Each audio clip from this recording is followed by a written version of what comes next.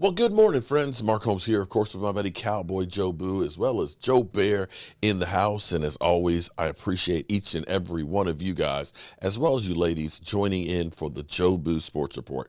This morning, you're getting a doubleheader because, well, I got to make up for not being here last week. That and this will be a big week for the Dallas Cowboys, as well as the NFL.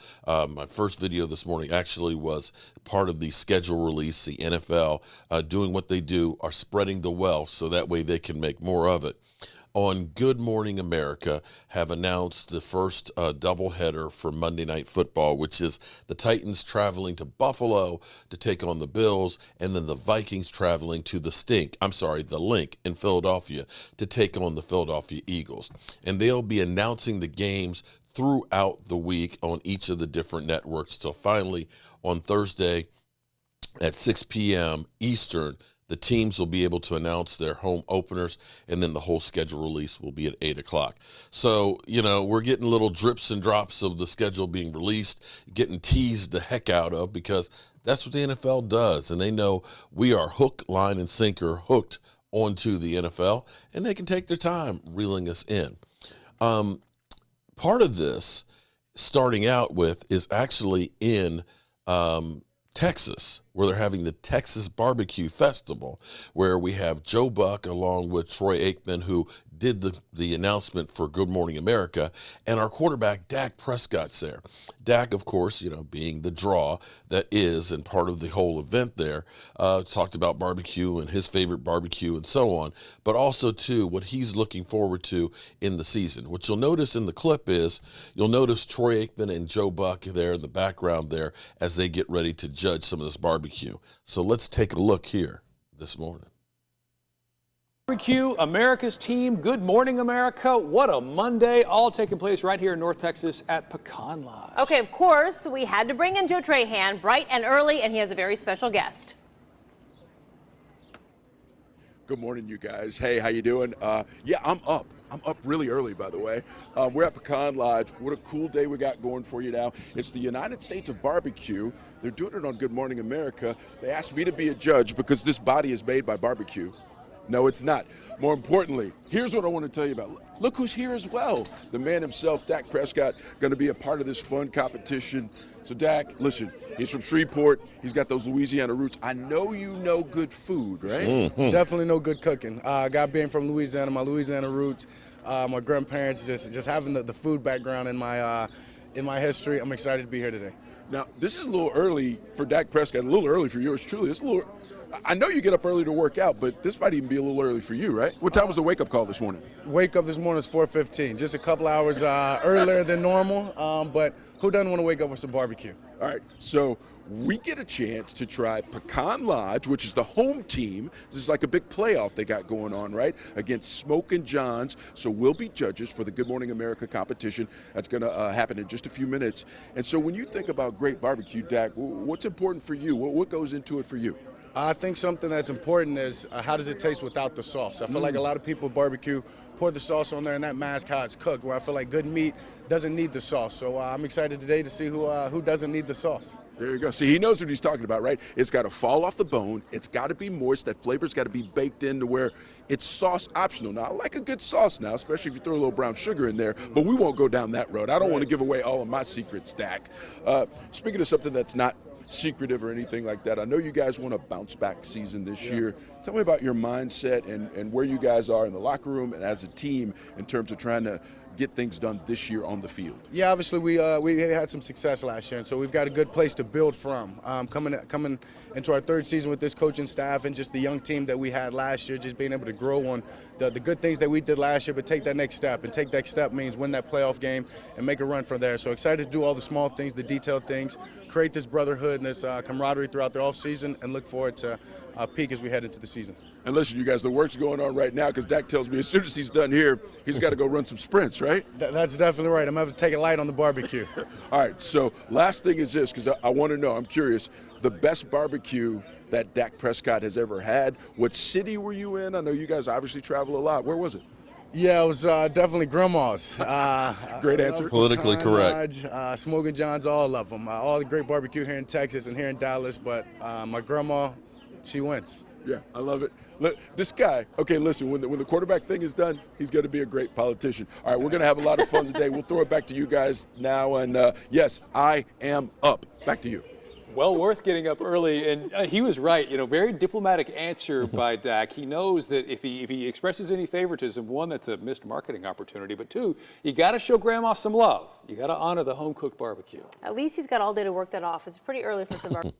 Yeah, he's got all day to work it off. And so, of course, it's interesting where he talks about this is the third year with this group and taking another step, that they did some good things last year, but now they're ready to take it to a whole nother level, and let's hope that they're correct on that one. Seems a little bit confident going into the season and the offseason workouts. And for me, having the rookie class coming in right now for OTAs, having so many players that are familiar with the organization, bringing back a J-Ron Curse, looking for more production from guys like OC and Digazua, and getting Neville Gallimore hopefully healthy to start the season and so on, and getting this year together. I think a couple of things, as much as we as fans look at and listen to so many of the experts out there, the funny thing is we go through and we listen to all of the draft forecasts, and we hear about how good this guy's going to be and how good that guy's going to be, and we buy into that as the fans and think that these experts know everything. The reality is who are you going to trust more? Somebody who's been proven at finding talent in a Will McClay, or your favorite friends on YouTube that are saying this guy is great, that guy's great? I'm going to stick with the guy who's actually had the job of finding players. And I dare say probably the most undervalued person in the Dallas Cowboys organization is Will McClay. Because you can look at the Dallas Cowboys before Will McClay, where we would do all kinds of crazy things like trade 2 number ones to go get a Joey Galloway, or trade a number 1 and some other picks for a Roy Williams, and bring in a T.O. and doing all kinds of crazy things with draft picks. It's not sexy what the Cowboys do in the draft, and I'm not going to go on and say that every pick that they have is a winner. But the Cowboys have been able to find players. That has not been their problem. So all of us who think that we are draft experts and we know which guy is going to be great and who's going to be a bum, I'm going to defer to Will McClay until proven otherwise that he can't pick people.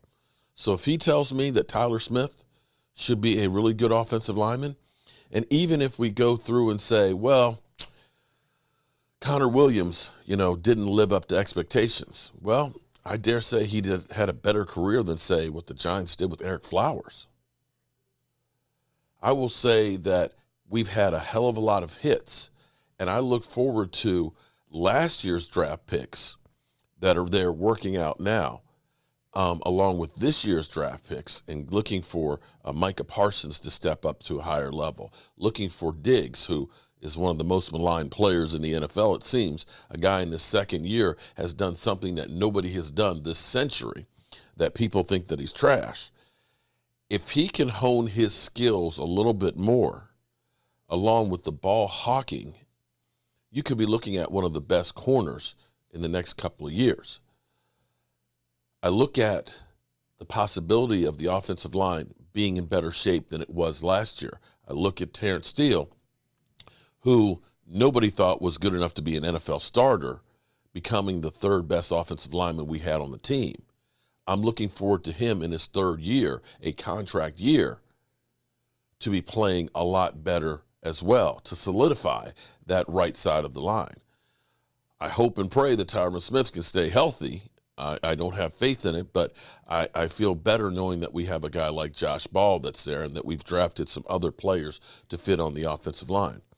And I'm hoping that now that Kellen Moore is getting in there a little bit longer in as an offensive coordinator, that he'll learn some more things about what works with this group and how to best use this offense.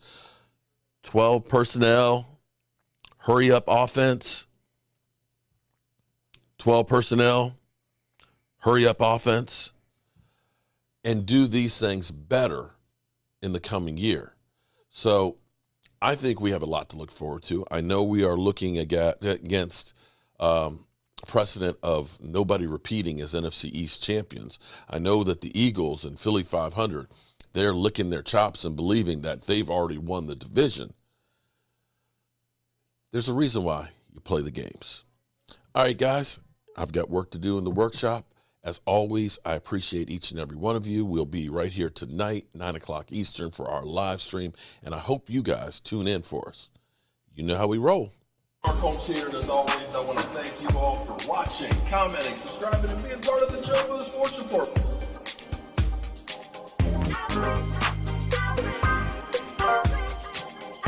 You did one hell of a job, and the only thing else I got to say is